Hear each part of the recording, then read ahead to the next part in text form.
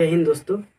Math technique में आपका बहुत बहुत स्वागत है। और आज मैं आपको अलजेब्रा के बेहतरीन 20 सवाल आपसे कराऊंगा। और वो बहुत ही इंपॉर्टेंट सवाल होते हैं जिनमें मैं कॉन्सेप्ट ऑफ सिमेट्री का कैसे यूज होता है, कैसे हम लोग कब किसी वेरिएबल को जीरो कर देते हैं और क्वेश्चन को बहुत ही आसान बना देते हैं, वो सब आज इन 20 सवालों से हम सीखेंगे। और मैं आपको एक बहुत ही अच्छा सवाल लेके आया हूँ। जैसे देखिए, बोला गया है कि if a plus B plus सी बराबर 9 और A B plus B C plus C A बराबर 26, A cube plus B cube बराबर 91, बी क्यू प्लस सी क्यू बराबर 72, C cube plus A cube बराबर 35, find the value of A B C. यहाँ देखिए, अगर हम यहाँ पे बात करें तो हमारे पास समीकरण कितनी है, 1 2 3 4 5, यानी हमारे पास समीकरण 5 है। ठीक है, अगर मैं आपसे बोलूँ कि अगर मैं इसको इसको और इसको जोड़ दूँ, ठीक है, हमारे पास वेरिएबल 3 है।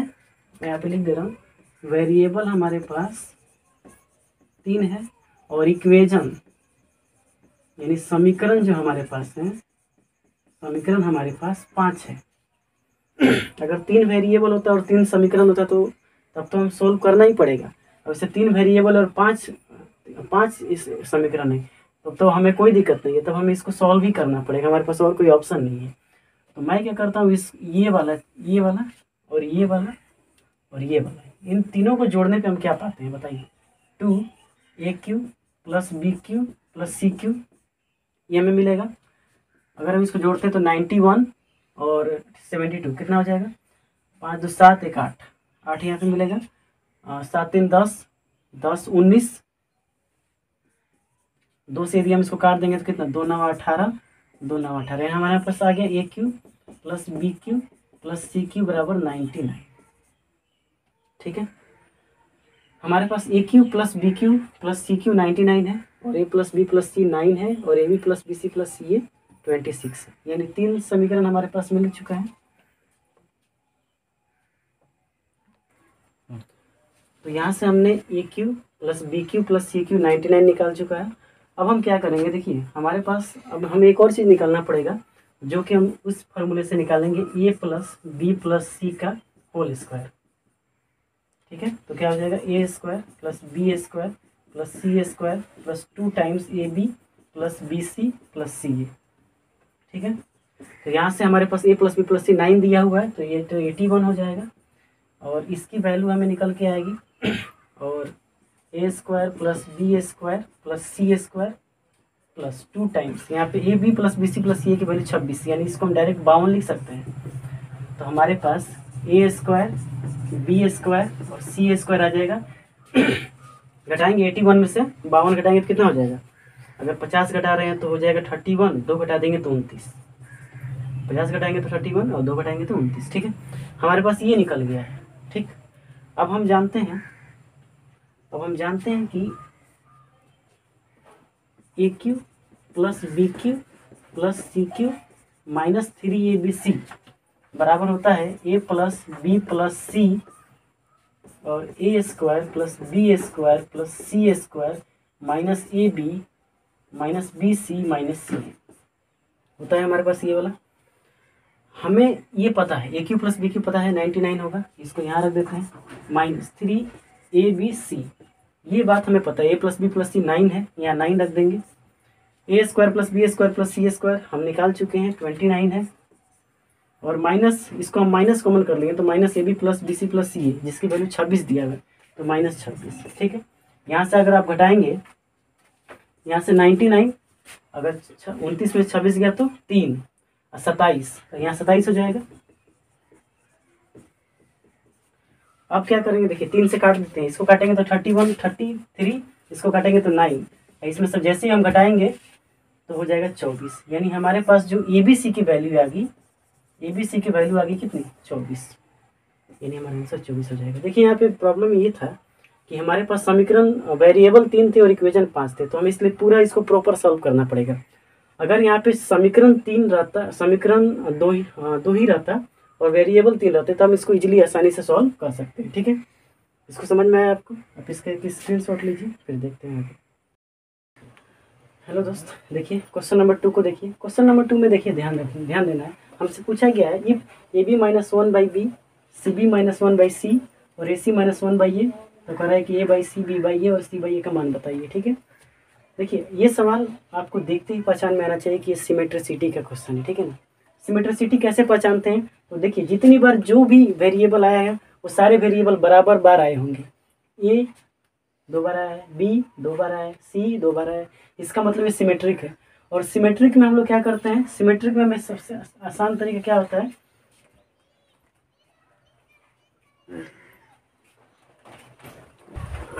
सिमेट्रिक हमें पहचान में आ गया, ए 2 बार आया है, बी भी 2 बार आया है, सी भी 2 बार आया है। तो सिमेट्रिक में हमें क्या करना होता है? जब भी हमें देखेंगे कि सिमेट्रिक है तो हम उस केस में हमेशा तीनों वेरिएबल को बराबर मान लेते हैं। जितनी भी वेरिएबल है उसको बराबर मान लेंगे। तो बराबर मानेंगे तो देखिए अगर आप इसको यहाँ पे रखेंगे तो ए स्क्वायर माइनस वन बाई ए, ये भी उतना ही, ये भी, ये तीनों बराबर आ गया। इसका देखिए इसको भी बराबर रख सकते हैं। तो जैसे ही बराबर रखेंगे तो ये इसके बराबर, ये इसके बराबर, ये इसके बराबर है, यानी 1 + 1 + 1 कितना हो जाएगा? 3, और हमारा ऑप्शन हो जाएगा ये। ठीक है, तो ये सिमेट्रिक को पहचानने से हम किसी भी सवाल को बहुत ही ईजी तरीके से बना सकते हैं। ठीक है, क्वेश्चन नंबर 3। क्वेश्चन नंबर 3 में कहा गया if x by A plus Y by B बराबर 3, x by B minus Y by A बराबर 9, then what is the value of x बटे 1। देखिए यहाँ पे क्या है, अगर आप समीकरण की बात करें, अगर हम इक्वेजन की बात करें तो हमारे पास इक्वेजन कितना है? जितने बराबर होते हैं उतने ही इक्वेजन होता है। ठीक है, 1 बराबर है, 2 बराबर, यानी हमारे पास इक्वेजन कितनी है? 2। अगर हम वेरिएबल की बात करें, अगर हम इसमें वेरिएबल की बात करें तो वेरिएबल देखिए x y a b, x y a b, यानी हमारे पास वेरिएबल कितने हैं? 4।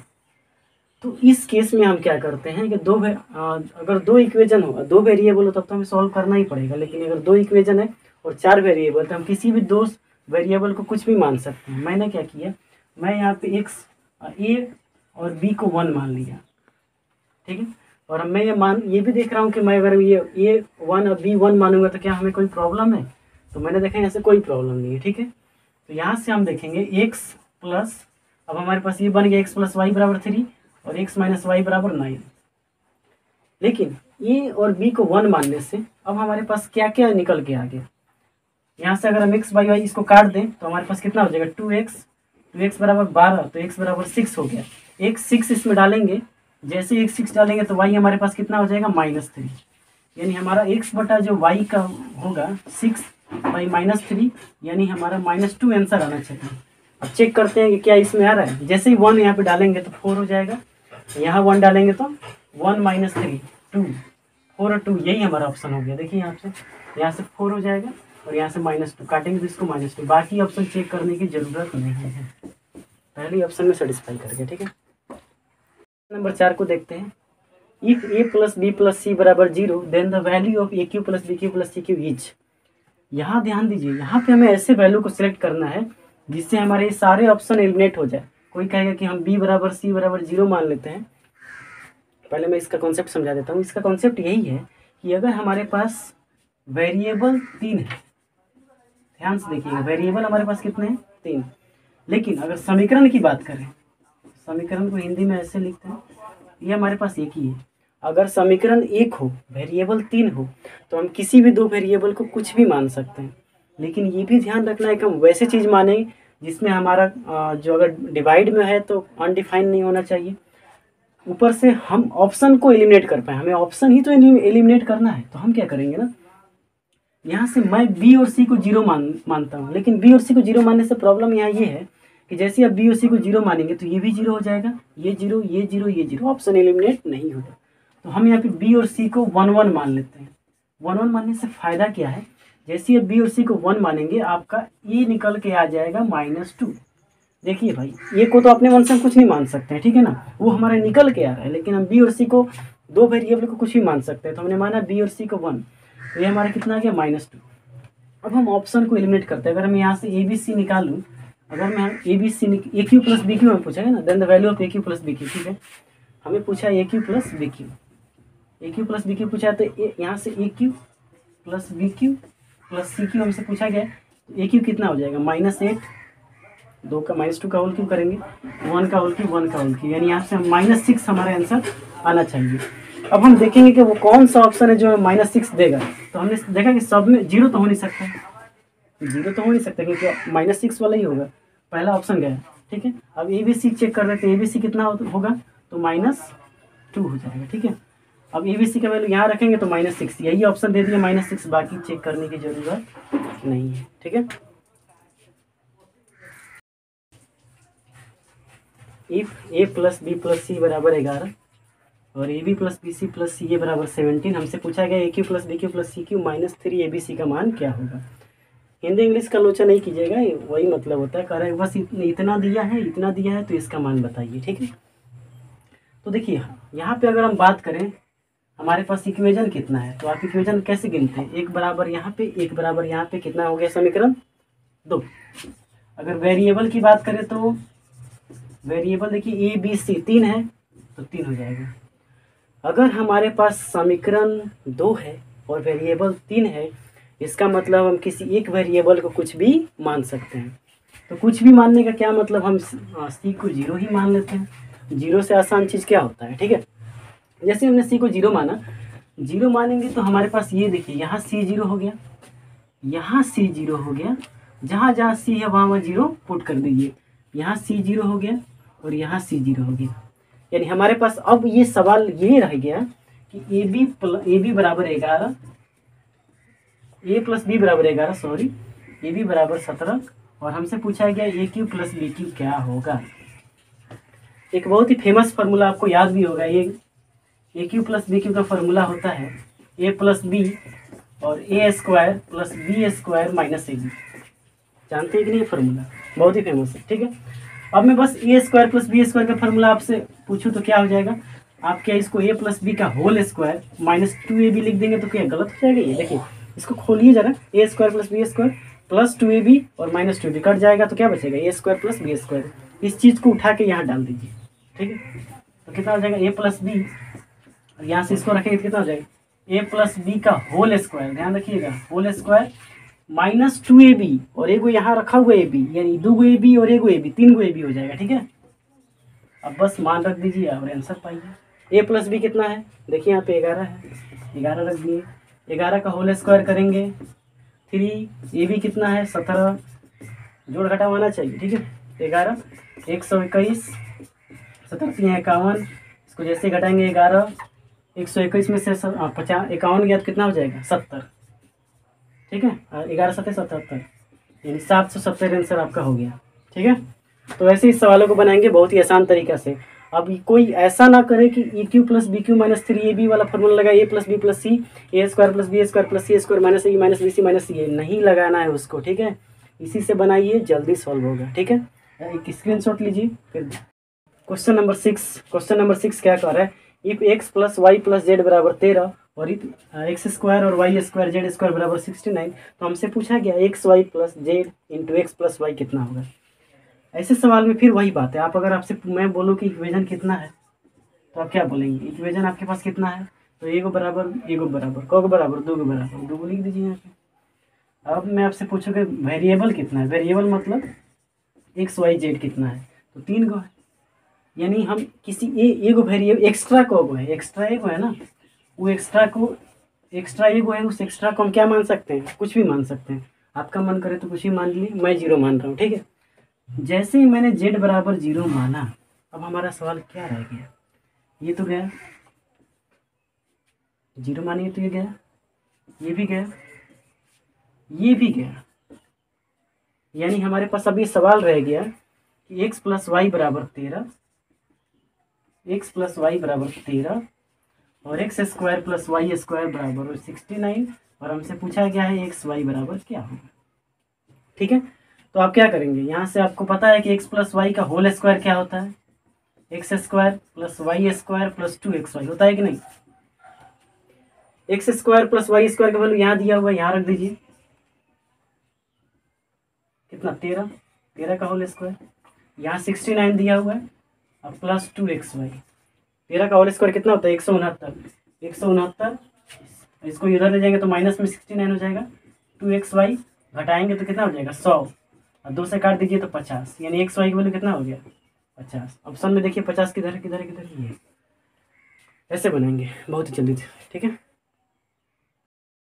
If x plus a by x बराबर 1 then the value of x square plus x plus a by x q minus x square, हमारे पास ये option दिया हुआ है। ठीक है, यहाँ पे हम क्या करते हैं, हमारे पास अगर हम बात करें इक्वेजन की, तो इक्वेजन हमारे पास कितना है, केवल एक है। देखिए यहाँ पे बराबर एक है तो एक इक्वेजन। लेकिन अगर वेरिएबल की बात करें तो वेरिएबल हमारे पास दो है। कौन कौन वेरिएबल, एक एक्स है और एक ए है। अब हम क्या करते हैं, हमारे पास एक्स्ट्रा एक वेरिएबल है। एक्स्ट्रा वेरिएबल कितना है, एक। उसको हम कुछ भी मान लेते हैं। क्या मानना आसान रहेगा वो ज़्यादा मैटर करता है। देखिए अगर हम एक्स को मानते हैं, क्योंकि एक्स हर जगह बार बार आया हुआ है, ठीक है, लेकिन एक्स को वन आप नहीं मान सकते। जैसे आप वन मानेंगे तो यहाँ देखिए 1 - 1 यानी नीचे जीरो आ जा रहा है। और किसी भी एक्सप्रेशन में अगर नीचे जीरो होता है तो उस चीज़ को अनडिफाइन कहा जाता है। इस चीज़ को अनडिफाइन कहा जाता है, मतलब इसका कोई ये डिफाइन नहीं किया। अगर ये मैथ में इसको हम शामिल करेंगे तो ये पूरे मैथ को डिस्टर्ब कर देता है। ठीक है, इसलिए इस चीज़ को इसको मैथमेटिशियन ने अनडिफाइंड में रख दिया। इसका कोई डिफिनीशन नहीं है। आगे हालांकि आगे हम लोग जानेंगे कि कैसे अनडिफाइन, कैसे मैथ को ये डिस्टर्ब कर देता है। वो हम अगली वीडियो में, किसी और वीडियो में इसके बारे में अच्छे से बात करेंगे। लेकिन अभी हम यहाँ पे जीरो नहीं रख सकते हैं। इसका मतलब हमारा एक्स वन नहीं हो सकता है। इतना तो क्लियर कट हो गया। एक्स को दो मान लेते हैं। दो मानने में तो कोई प्रॉब्लम नहीं है। एक्स दो मानेंगे तो यहाँ 8 है, 4, दिक्कत नहीं है। जैसे एक्स को दो माने, यहाँ दो रखते हैं। ठीक है, आप यहाँ से दो रखेंगे तो दो हो गया, 2 अब प्लस a/2 बराबर 1। ठीक है, ये इधर आकर कितना हो जाएगा, a/2 बराबर -1 यानी a बराबर -2। ये बराबर हमारे पास -2 हो गया। ठीक है, अब यहाँ a बराबर -2 हो गया, x बराबर 2 रखें। यहाँ रख के देखते हैं। जैसे इसमें रखेंगे, x 2 रखिए तो कितना, 2 दूना 4, 4 हो गया, यहाँ 2 हो गया, और ये -2 है, यहाँ -2 रखिए। ठीक है, और उसके बाद से यहाँ पे 2 का क्यूब यानी 8 हो जाएगा, 4 यानी ये 2 से 2 कट गया, 4/4 यानी हमारा आंसर 1 आएगा। अब ऑप्शन में 1 कैसे आएगा, ए बराबर -2 है तो यहाँ ए बराबर -2 यहाँ रखेंगे तो भी 1 आ सकता है। बाकी यहाँ देखिए -1 आएगा, यहाँ तो 1/2 या -1/2 इस टाइप के आ जाएंगे। ठीक है, तो हमारे पास ऑप्शन कौन सा सही हो जाएगा, -2/a। ठीक है, इसका स्क्रीनशॉट लीजिए, बढ़ते हैं। क्वेश्चन नंबर 8 देखिए। क्वेश्चन नंबर 8 कह रहा है, if x square plus Y square plus Z square बराबर xy plus Y Z plus Z x, then what is the value of इतना। ये सवाल इतना आसान है कि इसका हद नहीं है। ठीक है, देखिए सबसे आप हमेशा ध्यान रखिएगा, जब भी यहाँ पे अगर हम बात करें कि x y square plus Z square x y Z plus Z x अगर इस तरह दिया हो तो आपका इसका डायरेक्ट मीनिंग निकालना है। आपको इसका डायरेक्ट मीनिंग निकालना है, यहाँ से x जो होगा y होगा और z ये आपस में बराबर होगा। आपको डायरेक्ट मीनिंग यही निकालना है। ठीक है, हालांकि वो कैसे आता है उसके बारे में हम बाद में बात करेंगे। लेकिन अगर X square plus Y square plus Z square और X Y plus Y Z plus Z x अगर ऐसे लिखा गया है तो आप समझ जाएंगे कि ये तीनों बराबर होगा, तभी ऐसा पॉसिबल है। ठीक है, ऐसा पॉसिबिलिटी तभी हो सकता है जब ये क्या हो, बराबर। ठीक है, तो आप बराबर करेंगे तो यहाँ से कितना हो जाएगा बताइए। अगर हम यहाँ पर रखेंगे तो 7, ये भी x लिख सकते हैं, इसको 7 में से 3 में ये 8x हो गया, और -x यहाँ से आ जाएगा, ये 5 हो गया, यानी यहाँ से कितना हो जाएगा, -1/5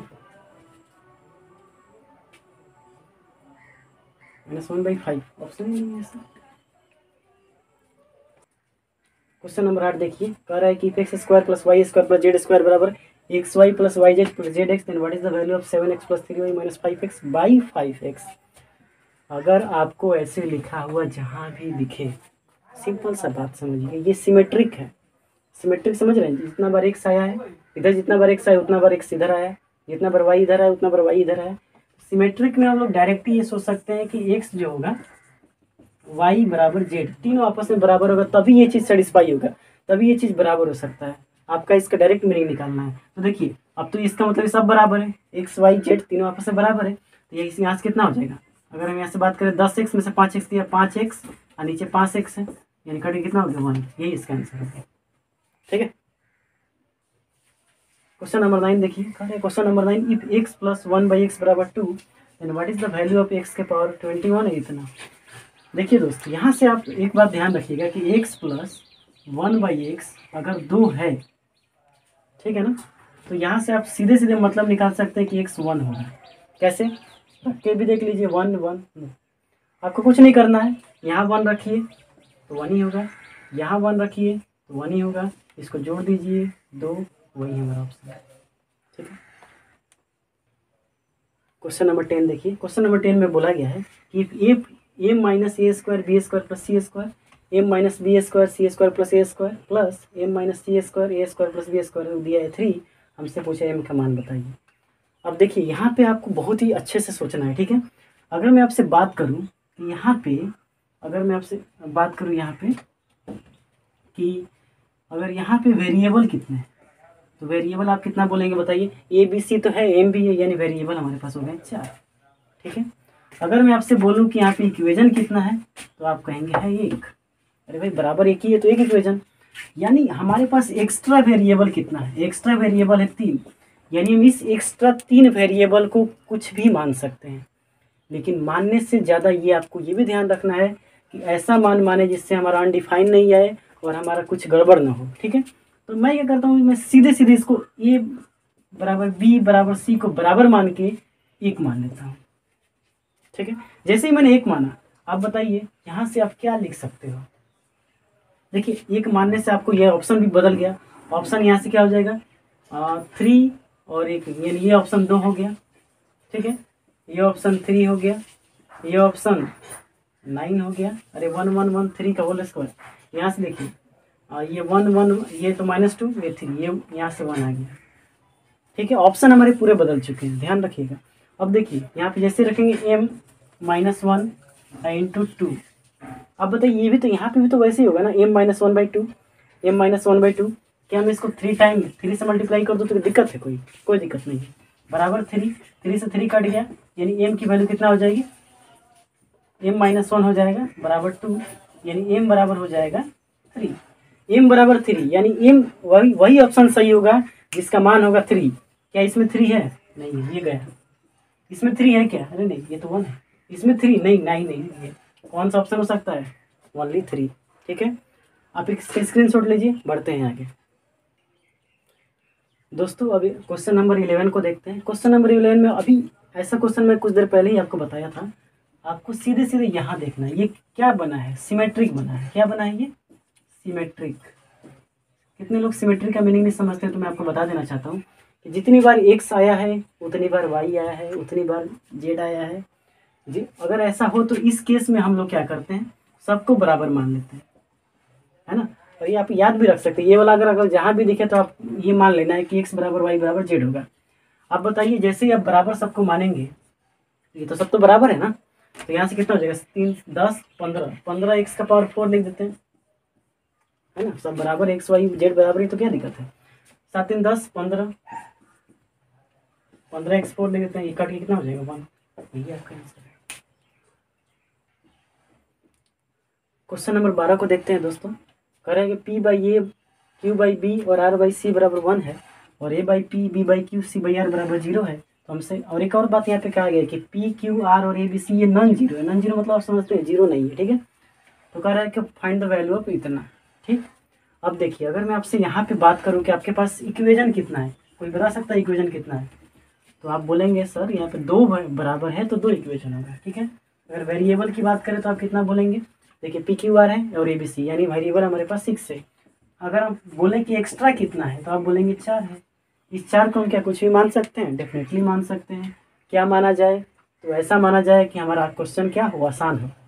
देखिए यहाँ पे हम किसी को ना जीरो नहीं मान सकते। जीरो मानने में क्या प्रॉब्लम, पहले ही ऑलरेडी कह चुका है कि जीरो नहीं है। तो आप हम सबको एक एक मान लेते हैं, क्या दिक्कत है। मान लेते हैं कि हमने A B C ABC और P सॉरी आर को मान लेते हैं, ये सबको हमने 1 मान लिया। मान सकते हैं? मान ही सकते हैं, कोई दिक्कत नहीं है। आप जैसे ही 1 मानेंगे तो आप बोलेंगे कि ये क्या हो जाएगा, ये क्या बन जाएगा। तो आप कहेंगे कि ये तो 1 हो गया, ये 1 हो गया, ये 1 हो गया, यानी P यहाँ पे हो गया, यहाँ पे Q हो गया और R तो 1 है ही, +1 बराबर 1। 1 से 1 गया, यानी P + Q 0 हो जाएगा। यानी ऐसे हम ये भी बोल सकते हैं कि P बराबर -Q हो जाएगा। बोलिए, बोल सकते हैं कि नहीं? ठीक है, अब बताइए यहाँ पे देखिए ये भी तो 1 1 होगा ना, और R भी 1 है। देखिए यहाँ से अब लिखते हैं, ध्यान से देखिएगा। 1/P ये लिख रहे हैं दोस्त, ये वाला लिख रहे हैं। ठीक है, 1/P + 1/Q। ठीक है, अब ये भी 1 है, ये भी 1 है, तो ये तो 1 ही हो जाएगा। यहाँ से ये 0, यानी यहाँ से अगर हम इसको इसकी बात करें P प्लस Q हो जाएगा और PQ हो जाएगा, ये वो इधर आएगा तो माइनस होगा। P प्लस Q हम यहाँ से निकाल चुके हैं 0, ठीक है। इसको आप इधर भेज दीजिए तो PQ अच्छा इसको ऐसे ही रन देते हैं, ठीक है ना, यानी 1/P प्लस 1/Q बराबर -1, इतना हो गया, ठीक है, इतना ही रन देते हैं।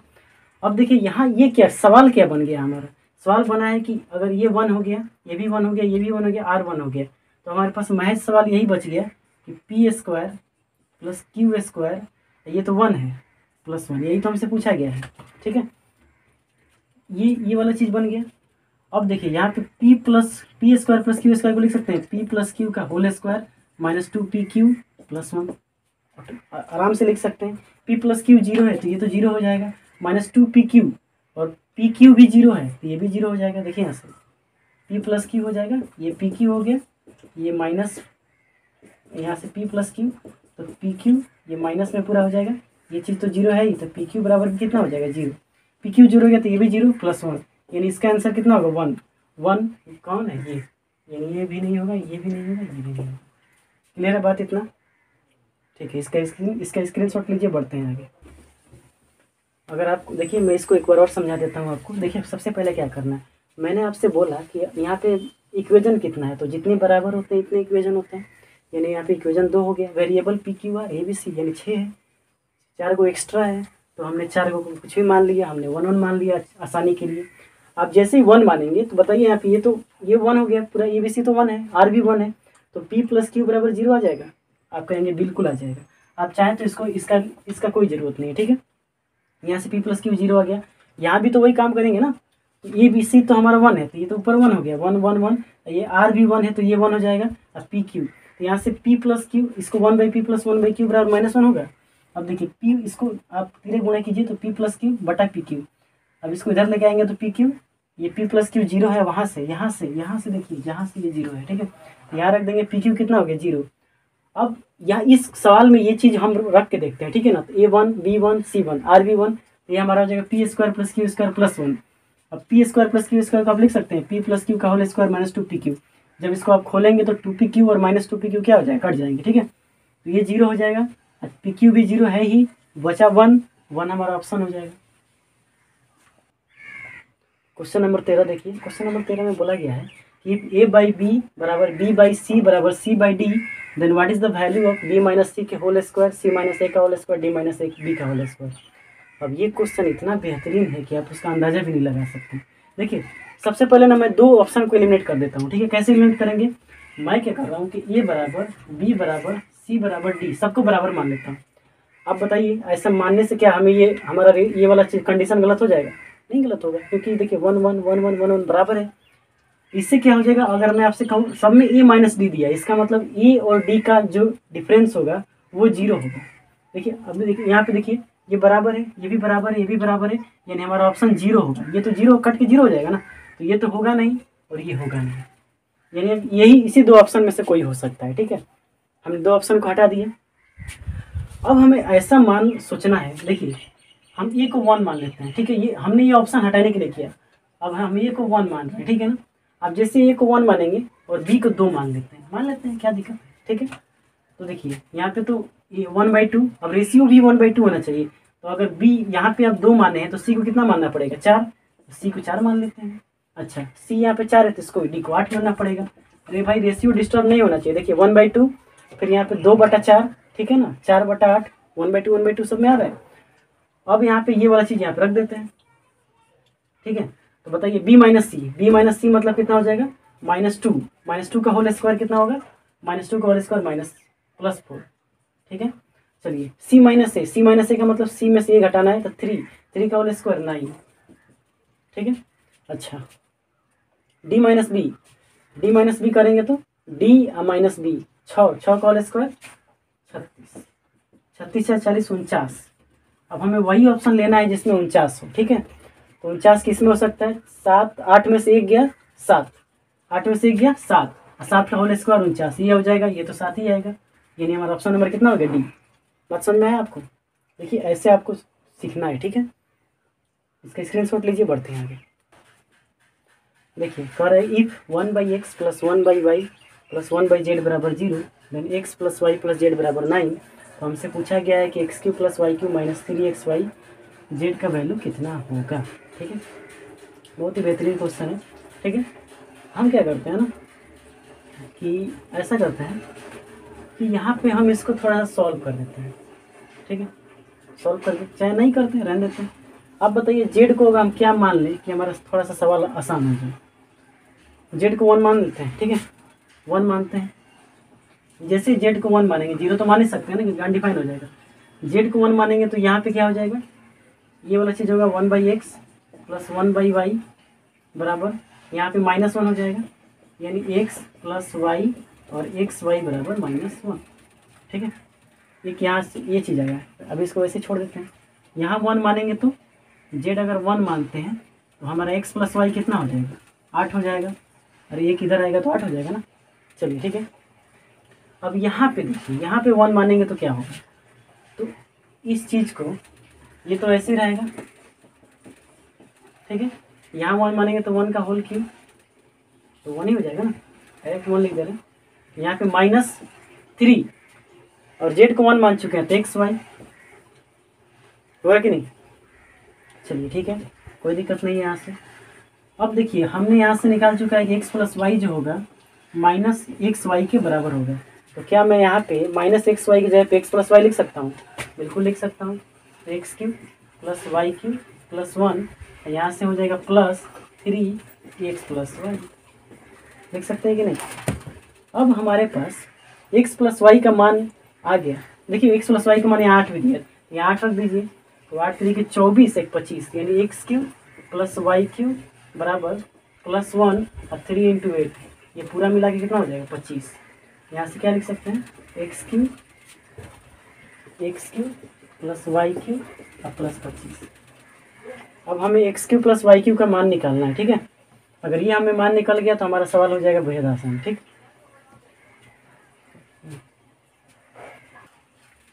क्वेश्चन नंबर 14 देखिए, कह रहा है कि 1/x plus 1/y plus 1/z बराबर 0 और x प्लस वाई बराबर 9। तो हमसे कहा गया है कि x Q Y Q -3xyz का मान बताइए जेड क्यू। ठीक है, अब देखिए आपको क्या करना है, ऐसे सवाल में आपको क्या करना है, आप इसको कैसे लिख सकते हैं, ऐसे लिख सकते हैं। देखिए इसका आप एलसीएम ले लीजिए, xyz। ठीक है, कितना हो जाएगा, xy plus yz plus zx बराबर 0। यहाँ से आप डायरेक्ट, ये तो 0 में चला जाएगा तो यहाँ से आपको डायरेक्ट मिल जाएगा xy plus yz plus zx बराबर 0। कोई दिक्कत है यहाँ से। अब देखिए यहाँ पे, देखिए एक और बात आपको ध्यान रखना है कि जेड वाई एक्स को आप 0 नहीं मान सकते, क्योंकि यहाँ से मेन तो ये समीकरण था, यहाँ से हमने इसको ऐसे बदला है। ठीक है ना, तो हम क्या करते हैं, जेड को 1 ले लेते हैं, ले सकते हैं कि नहीं, एक्स्ट्रा तो यही है ना, जेड हमने 1 ले लिया। जैसे ही आप जेड को 1 ले रहे हैं तो ये तो 1 हो जाएगा। यहाँ से आपका जेड 1 लेंगे तो यहाँ से आपका हो जाएगा एक्स प्लस वाई बराबर 8। ठीक है, यहाँ जेड 1 रखिए, जेड 1 1 तो ये तो एक्स वाई रहेगा। यहाँ पे जेड 1 रख चुके हैं तो कितना हो जाएगा, वाई और प्लस एक्स बराबर 0। 1 रखे हैं ना, एक्स प्लस वाई का मान हमने यहाँ से निकाल चुके हैं 8। एक्स वाई कितना हो जाएगा, -8। ठीक है, हमारे पास एक्स प्लस वाई हो गया, एक्स वाई हो गया। अब देखिए ये क्या बन गया, यहाँ से इसको देखिए, ये हमारा बन गया x cube plus y cube, z तो 1 हो जाएगा -3xy। ठीक है, और एक्स वाई का वैल्यू भी आ चुका है। ठीक है, -8 तो यहाँ रख देंगे तो कितना हो जाएगा, x cube plus y cube और 8 तरीके 24 एक 25 है ना, ये 25 हो गया। अब बस हमारे पास एक्स क्यू और वाई क्यू का मान आ गया तो हमारा काम हो जाएगा। ठीक है, एक्स क्यू और वाई क्यू का मान निकालने के लिए आपको एक फार्मूला का यूज करना पड़ेगा। ठीक है, x cube plus y cube बराबर होता है एक्स प्लस वाई और एक्स प्लस वाई का whole square, x plus y का होल स्क्वायर -3xy। ठीक है, अब यहाँ से देखिए एक्स प्लस वाई कितना हो जाएगा, एक्स प्लस वाई आपके पास दिया हुआ है 8 ये 8 8 64 -3xy तो 8 तरीके 24 यानी +24। इसको देखिए 8 8 8 8 मल्टीप्लाई कर दीजिए, 8 8 64 64 और 6 70। यहाँ से 704 लिख दीजिए, 704 और प्लस 25 कितना हो जाएगा, 729। यही आपका ऑप्शन हो जाएगा। ठीक है, एक बार और समझा दे रहे हैं। हमने क्या किया, पहले यहाँ से हमने इसका एलसीएम निकाल के ये लिख दिया, ठीक है। आपको तो एलसीएम आता होगा ना। यहाँ से x प्लस वाई कर देंगे और जेड को 1 पुट कर दिया, क्योंकि हमारे पास एक्स्ट्रा वेरिएबल एक था। हमने जेड को ही मान लिया कि वही एक्स्ट्रा वेरिएबल है और 1 पुट कर दिया। 1 पुट करेंगे तो यहाँ पे ये x प्लस वाई बराबर 8 हो जाएगा और एक्स वाई बराबर -8 हो जाएगा। तो अब जैसे इसको भी अब बदलना होगा ना, तो इसको बदल देंगे तो हमारा सवाल महज ये रह गया। एक्स वाई का मान पता ही है, तो यहाँ 25 रख देंगे और यहाँ से ये निकाल देंगे x cube plus y cube, x plus y का होल स्क्वायर -3xy यहाँ से रख देंगे। तो ये हमारे पास एक्स प्लस वाई का होल क्यू का ये पूरा आ गया। बस यहाँ पे पुट कर देंगे, हमारा आंसर आ जाएगा। आइए दोस्तों देखिए, अब अगला क्वेश्चन हमारे पास क्वेश्चन नंबर 15 और ये इस सेशन का सबसे लास्ट क्वेश्चन होगा, ठीक है ना। मैंने आपसे बोला था कि मैं आपको अलजेब्रा के टॉप 15 क्वेश्चन जरूर कराऊंगा। तो देखिए यहाँ पे कह रहा है कि a प्लस बी प्लस सी बराबर 0, then the value of a square plus B square plus C square a square minus b square. वैसे तो ये क्वेश्चन बहुत ही आसान है, आप तो सॉल्व भी कर लिए होंगे उसको। देखिए हम क्या करेंगे ना, हमारे पास इक्वेशन 1 है, वेरिएबल 3 है, 2 को कुछ ही मान सकते हैं हम। 2 को 0 ही क्यों ना मान लें। 2 को 0 हमने जैसे ही माना, देखिए जैसे ही आप 2 को 0 मानेंगे तो ये तो ऑटोमेटिक 0 आया है, माने थोड़ी है, आया है, ठीक है ना। लेकिन प्रॉब्लम मेरे भाई यहाँ पे ये है कि आप जैसे ही इसको 0 मानेंगे, ये भी 0 तो अनडिफाइंड पकड़ लेगा, है ना। 0/0 क्या होता है, ये हो जाएगा 0/0, जिसको हम लोग कहते हैं अनडिफाइंड, है ना। क्या हो जाएगा ये, अनडिफाइंड। तो मेरे भाई ये आपको ध्यान रखना है कि इस चीज़ से आपको बचना है, ये चीज़ आपको नहीं करना है, ठीक है ना। 0/0 है या किसी का डिनोमिनेटर 0 होता है तो वो क्या हो जाता है, अनडिफाइंड हो जाता है, इन्फिनिटी नहीं होता है, ठीक है। मैं बहुत से ऐसे लोग बता देते हैं कि इन्फिनिटी होता है, लेकिन इन्फिनिटी नहीं होता है। और हालांकि अगली वीडियो में मैं आपको डेफिनेटली इसके बारे में बहुत ही बेहतरीन तरीके से डिस्कस करूंगा कि अनडिफाइन का क्या मतलब होता है और कब वो इन्फिनिटी पकड़ लेता है, कब वो माइनस इन्फिनिटी पकड़ लेता है। वो अलग वीडियो की बात है, वो हम लोग अलग वीडियो में बात करेंगे। अभी फिलहाल इस क्वेश्चन में बात करते हैं। तो मैं कह रहा हूँ कि आप बी और सी को 0 नहीं मान सकते हैं, तो मैं बी को 1 मान लेता हूँ और सी को -1 मान लेता हूँ। मान सकते हैं ना। जैसे ही माना तो ये हमारा 0 आ गया। देखिए माने हैं ये, तो अब ये 0 आया है, ध्यान रखना है। क्योंकि ये 0 आने से क्या फर्क पड़ेगा, देखिए यहाँ पे ये तो 0 हो गया, बी का होल स्क्वायर 1 होगा, सी का होल स्क्वायर 1 होगा, ठीक है। ये 0 हो गया और ये 1 और 1 कितना हो जाएगा, -1 और गुणा करके कितना हो जाएगा, +1। यानी हमारे पास कितना हो गया, 2 और 2 ही हमारा आंसर है, ठीक है। तो ये था आपका टॉप 15 क्वेश्चन, ठीक है ना। उम्मीद करता हूँ कि ये सेशन आपको बहुत ही अच्छा लगा होगा। मैंने आपसे कहा था कि टॉप 15 क्वेश्चन आपको मैं अलजेब्रा करा रहा हूँ और ये क्वेश्चन को आप प्रैक्टिस कीजिए। अगर आपको नहीं समझ में आया तो इसको दोबारा देखिए, ठीक है ना। तो ठीक है, मिलते हैं अगले वीडियो में, तब तक के लिए।